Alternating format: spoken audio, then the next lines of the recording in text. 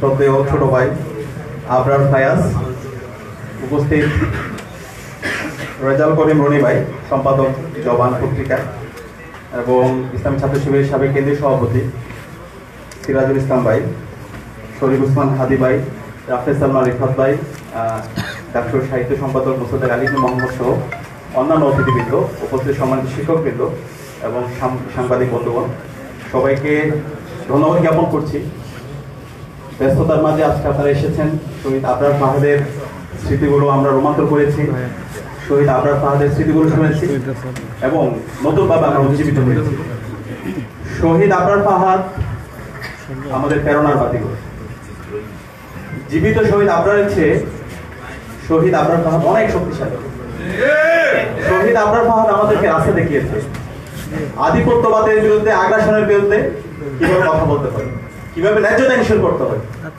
আমরা দেখতে পেয়েছি গত 16 বছরে খুনি হাসিনা যখন ক্ষমতা এসেছিল, এরপর থেকে আমাদের এই ভূখণ্ড, আমাদের এই দেশ ভারতের সাবলেট কলোনির মতো আমরা ছিলাম।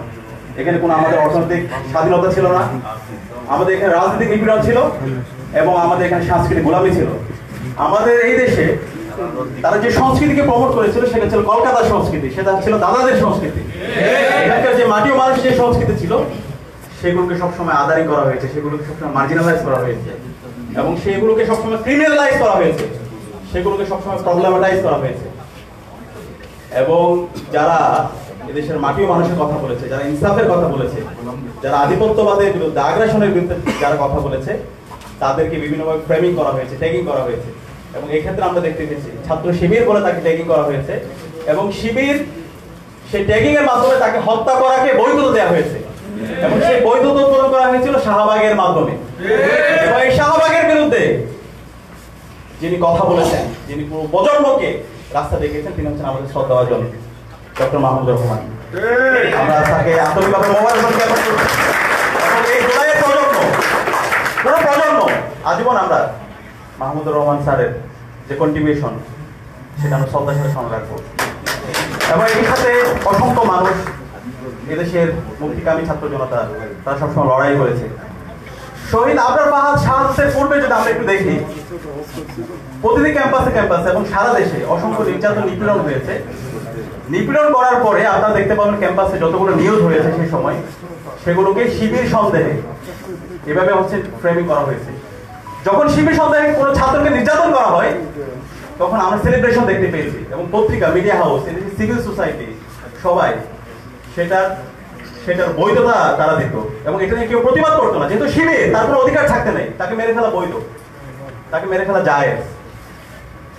আবরার ফাহাদ যখন শহীদ হলো, শাহাদাত পরবর্তী সারা দেশে আমরা প্রতিবাদ, প্রতিরোধ দেখতে পেয়েছি এবং তখন আমরা একটা কনসেনসাস দেখতে পেলাম সবার মধ্যে, শিবির সন্দেহে কাউকে মারা যাবে না, কিন্তু কেউ যদি শিবির হয় তাকে মারা যাবে।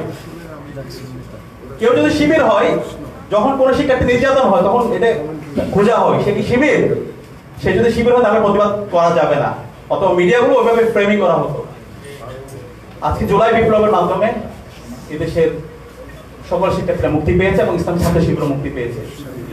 এই জুলাই বিপ্লব পরবর্তী আমরা বলতে চাই, এই স্বাধীন বাংলাদেশে কাউকে ফ্রেমিং করে, কাউকে নির্যাতনের আমরা বৈধতা দিব না ইনশাআল্লাহ।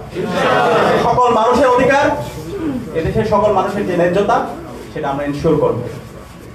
যে জালেম, তার বিরুদ্ধে আমরা সবসময় প্রতিবাদ, প্রতিরোধ জারি রাখবো এবং যে মজলুম, তার পক্ষে সবসময় আমরা থাকবো এবং তার ইনসাফ আমরা কায়েম করবো ইনশাআল্লাহ। শহীদ আবরার ফাহাদ এই দেশের প্রজন্মকে, এই দেশের তরুণ প্রজন্মকে নতুনভাবে উজ্জীবিত করেছে।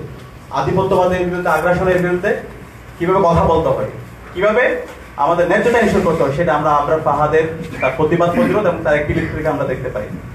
আজকের যে জুলাই বিপ্লব হয়েছে, সেই জুলাই বিপ্লবের বীজটা মূলত শহীদ আবরার ফাহাদ বপন করে দিয়েছিল এবং আবরার ফাহাদের শাহাদাত পরবর্তী আপনারা দেখতে পান বাংলাদেশের প্রতিটি ক্যাম্পাসে একটা প্রজন্ম তৈরি হয়ে গেছে এবং এর পরবর্তী যে নিরাপদ সড়ক আন্দোলন দেখেন, পরবর্তীতে অসংখ্য আন্দোলন হয়েছে। একটা প্রজন্মের মধ্যে একটা কনসেনসাস চলে আসছে এবং তার পূর্ণ বাস্তবায়ন আমরা জুলাই বিপ্লবে দেখতে পেয়েছি। এবং এই জুলাই বিপ্লব যখন আমরা গিয়েছি, আমরা দেখি নাই এখানে কে বাম করে, কে ডান করে, কে মধ্যমপন্থী, কে ছাত্রদল, কে শিবির, কার পরিচয় কি।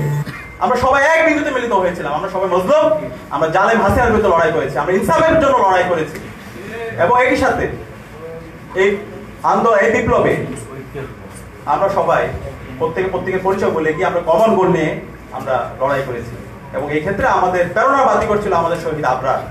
এবং একই সাথে আমরা যদি দেখতে পাই যারা শহীদ হয়েছে, শহীদ আবু সাইদ, শহীদ ওয়াসিম, শহীদ শান্ত, শহীদ আলী রায়হান, সকল শহীদদের আকাঙ্ক্ষা, সকল শহীদদের যে স্পিরিট, সেটা আবরার ফাহাদ যে চেতনা লালন করতো, যে আকাঙ্ক্ষা লালন করতো, সে একই আকাঙ্ক্ষা সবাই লালন করতো। আজকে জুলাই বিপ্লব হলো, জুলাই বিপ্লব পরবর্তী 1 বছর পার হলো। শহীদদের যে প্রত্যাশা, শহীদদের যে আকাঙ্ক্ষা, সেই আকাঙ্ক্ষার আলোকে একটি বৈষম্য হিংসা ভিত্তিক বাংলাদেশ বিনির্মাণের যে স্বপ্ন, সেই স্বপ্ন এখন পর্যন্ত আমরা বাস্তবায়ন করতে পারি নাই। আমরা সবাইকে অনুরোধ করবো, একটা জাতি আর কত রক্ত দিবে? 54 বছর তো আমরা কম রক্ত দিই। জুলাই বিপ্লবে এত রক্ত দেওয়ার পরও, 2000 ভাই বোনের শাহাদাতের পরও, 40,000 ভাই বোনের পঙ্গু হওয়ার পরও আমরা যদি আমাদের এই বাংলাদেশটাকে একটা ন্যাশন করতে না পারি, একটা জাতীয় ঐক্যমতে আসতে না পারি, তাহলে আমরা কখন পারবো? আমি সবাইকে অনুরোধ করবো, আমি সারা বাংলাদেশের সকল মুক্তিকামী শিক্ষার্থী, ছাত্র জনতাকে, সকল রাজনৈতিক দল, ছাত্র সংগঠন, সকল মানবাধিকার কর্মী, অ্যাক্টিভিস্ট, সবাইকে আমি অনুরোধ করবো, এখনই সময় আমাদের জাতীয় ঐক্যমতে আসার। আমাদের ফরেন পলিসি কি হবে সেটা আমাদের এখন একসাথে ঠিক করতে হবে। আমাদের রাজনৈতিক যে প্রতিষ্ঠানগুলো আছে, সেই প্রতিষ্ঠানগুলোকে শক্তিশালী করার জন্য আমাদেরকে ঐক্যমত হইতে হবে। এরপরে আমার রাজনৈতিক আদর্শ থাকবে, আমার রাজনৈতিক ভিন্নতা থাকবে, আমাদের মধ্যে ডিবেট হবে, কিন্তু ন্যাশনাল প্রশ্নে আমরা যেন সবাই এক থাকি।